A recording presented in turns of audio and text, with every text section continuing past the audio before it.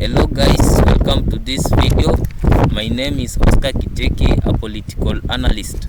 Today we are going to compare and contrast kazi mtaani and kazi mashambani. So to understand this, I will tell you a short story. So there were two men and each man had a piece of land. So one man kept cutting trees and building furniture and houses, but the other one cut trees and build furniture and houses, but replaced them once he had cut, and the first one just kept cutting until one day his compound was a desert. So what I'm trying to say here is kazi mtaani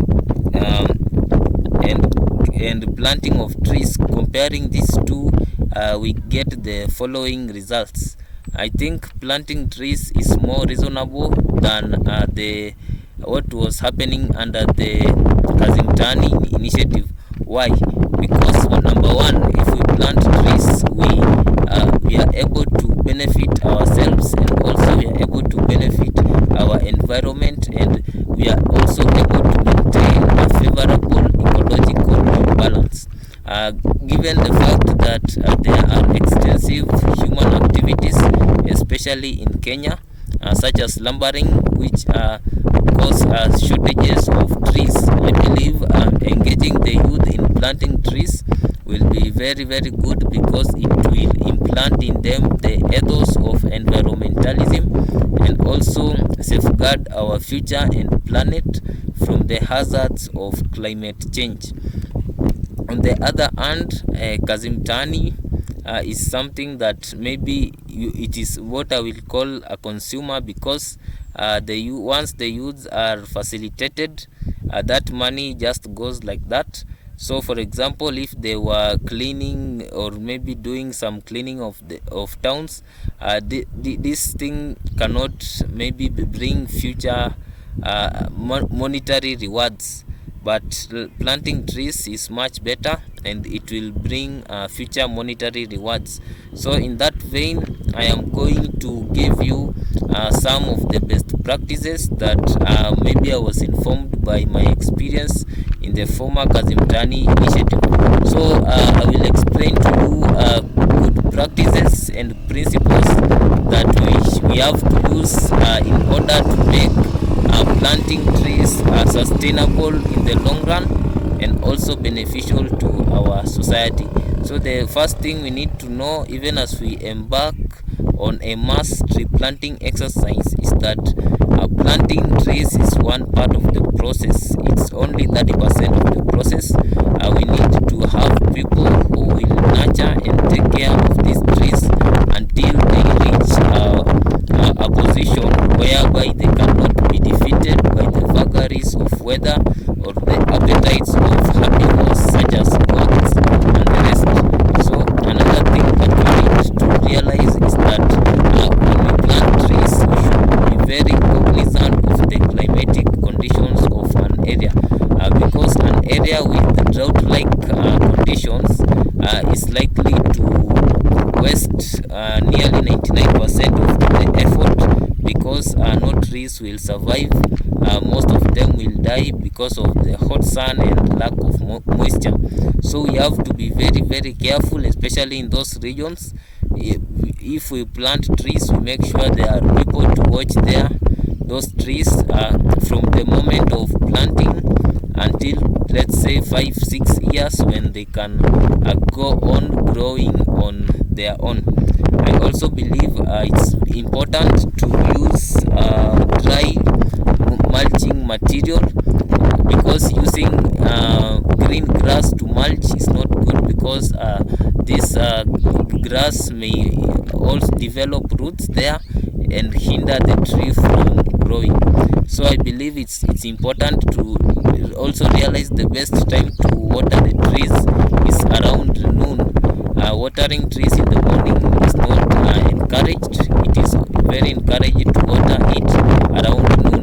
I believe we also have to create some kind of enclosure so that the tree is not damaged by wild animals and even the oppressive wind. believe we should also realize that we need to make a hole with a square footprint, and also go some into a level that will not too deep and not too narrow. An area, let's say half a meter square footprint, that way, and then deeper we may go to half a meter the same, and there plant the tree. And also we have to realize that when we are removing the seed from the tree seedling, we have to be careful to also make sure that we do not destroy the roots.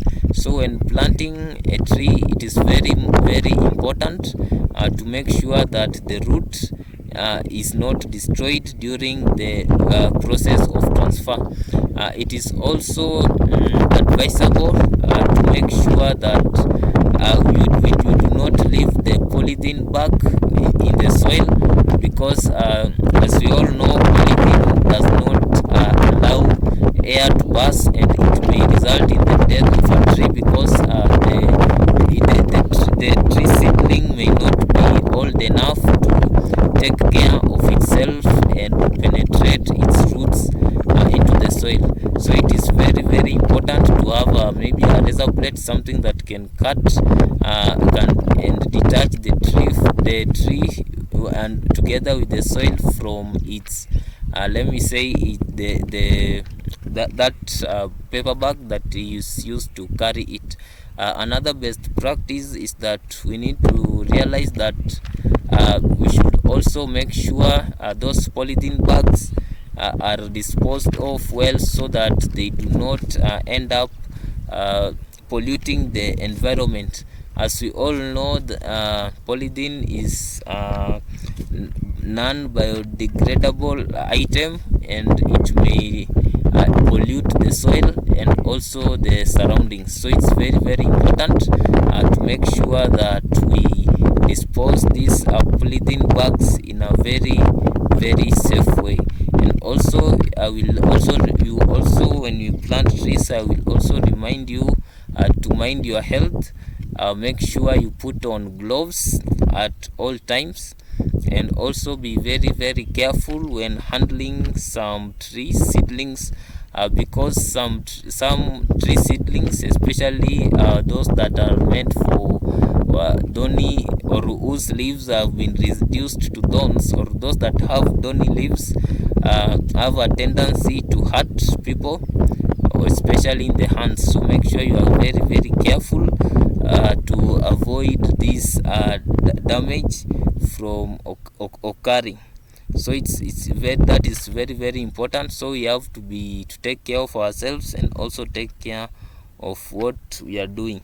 And also I believe we need to review the results every now and then to see what is working and what is not working, so and also implement best practices.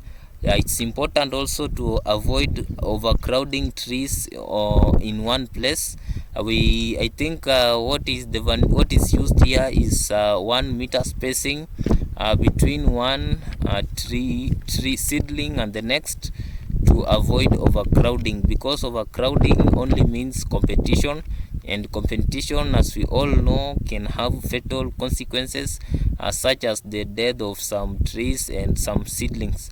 So we cannot afford to lose any one of those because of such causes.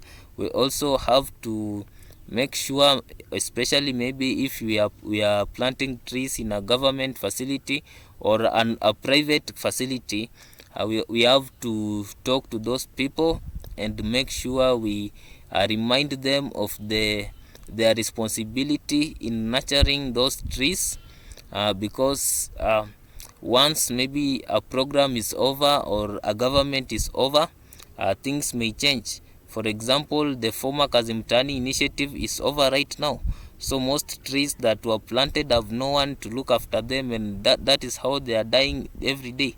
So I believe we also need to encourage, maybe if we plant trees in a government building or organization, we need to encourage the people there to continue taking care of these trees, because as we all know, governments change every now and then, and we may find a new government coming in place and stopping whatever the other government was doing. So that is just maybe called collateral damage of political competition. So I believe those are some of the tips that will enable us or will lead us to better experience, especially in taking care of trees and starting what a mass planting operation for trees. So like, share and subscribe to our YouTube channel.